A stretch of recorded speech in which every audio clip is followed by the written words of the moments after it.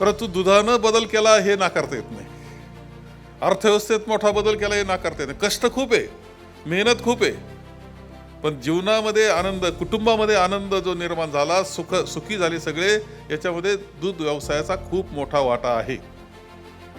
यामध्ये आणखी एक गोष्ट आहे की याच्यामध्ये संकरित गाय हिचं सुद्धा मोठं योगदान आहे. संकरित गायीचं तुम्हाला सांगतो, आपल्या ज्या देशी गायी आहेत त्यांच्या काही मर्यादा होत्या, पर्याय नव्हता, म्हणून शेवटी संकरित गाय आणली गेली, तिचं सिमेंट आणलं गेलं, ते भरवलं गेलं.